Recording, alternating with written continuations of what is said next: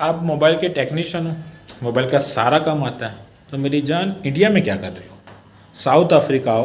क्योंकि कभी कभार होता क्या है मेरे दोस्तों कि आप जिस जगह पर हो वहाँ पर आपकी हुनर की कीमत नहीं होती, कदर नहीं होती, कंपटीशन बहुत ज़्यादा होता है, आप अर्निंग नहीं कर पाते। आपके पास हुनर तो है लेकिन आप अर्निंग नहीं कर पाते। लेकिन कुछ जगह ऐसी है कि जो आपके पास हुनर है ना, उसकी कीमत वहाँ पे बहुत है। और ये जो साउथ अफ्रीका है ना, यहाँ पे टेक्नीशियन की बहुत ज़्यादा कीमत है। यहाँ पे सिर्फ स्टार्टिंग सैलरी 40-50 हज़ार तो स्टार्टिंग सैलरी होती है। और बंदे यहाँ पे क्या करते हैं कि 1.5-2 साल काम करते हैं, उसके बाद फिर खुद का शुरू करते हैं बिजनेस। तो मैं आपको एक आज कहानी बताऊंगा। एक बंदा ऐसा ही है जो दुबई छोड़कर साउथ अफ्रीका आया है और धूम पैसा कमा रहा है। तो उसकी कहानी मैं आपको बताता हूँ, बने रहे मेरे साथ।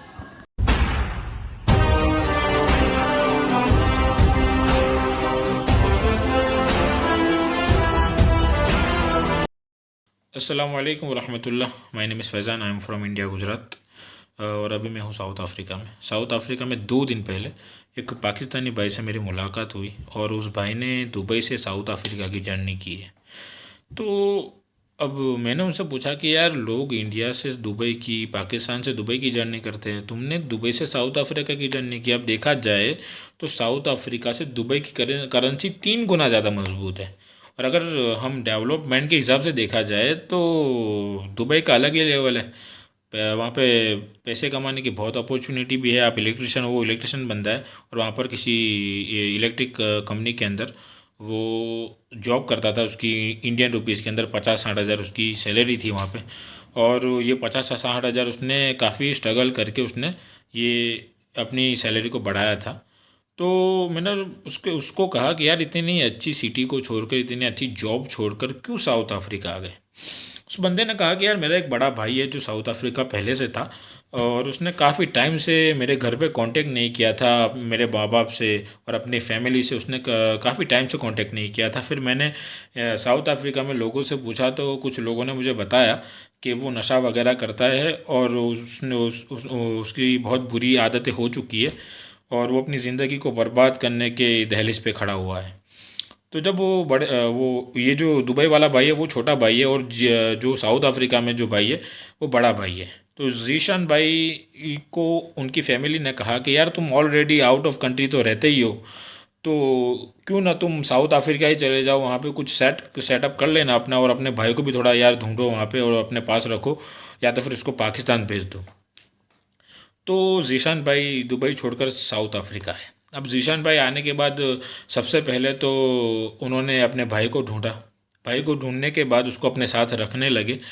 और इलेक्ट्रिशियन बंदा है तो किसी इलेक्ट्रिक कंपनी के अंदर या फिर ऐसे ही लोगों को, पहले तो कंपनियों के अंदर काम ढूंढा, नहीं मिला तो फिर लोकल काम ढूंढा, वो भी नहीं मिला। क्योंकि साउथ अफ्रीका के अंदर मैं आपको एक और जानकारी दे दूँ कि साउथ अफ्रीका के अंदर जो इलेक्ट्रिशियन बंदे होते हैं ना, उनके लिए अपॉर्चुनिटी बहुत कम है।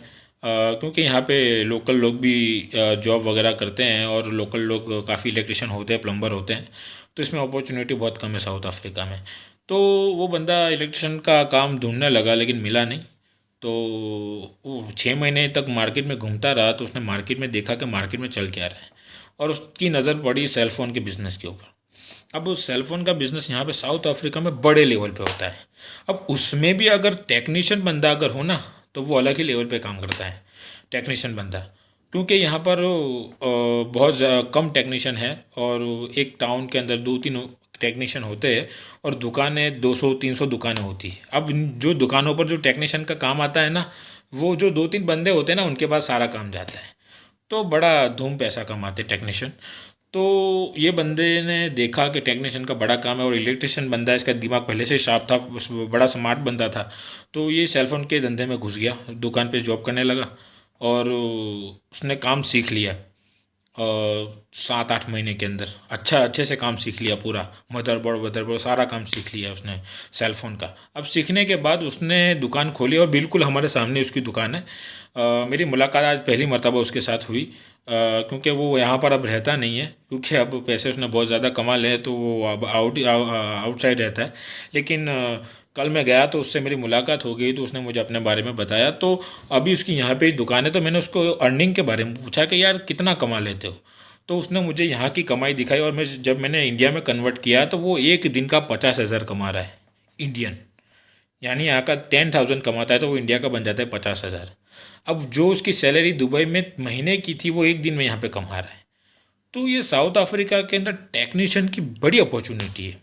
अगर आप खुद यहाँ पे कुछ नॉर्मल बंदे ऐसे हैं जिनको सिर्फ स्क्रीन प्रोटेक्टर का काम आता है, उनको सिर्फ और वो मोबाइल की छोटी मोटी एसेसरीज कवर और वगैरह लेके बैठ जाते हैं, और वो लोग रोज़ाना इंडिया के 15-20 हज़ार कमा रहे हैं।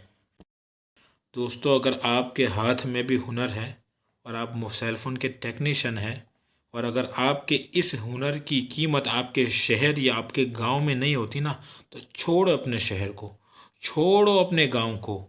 और शायर कहता है कि परों को खोल, ज़माना उड़ान देखता है, ज़मीं पे बैठ के क्या आसमान देखता है। जय हिंद, जय भारत।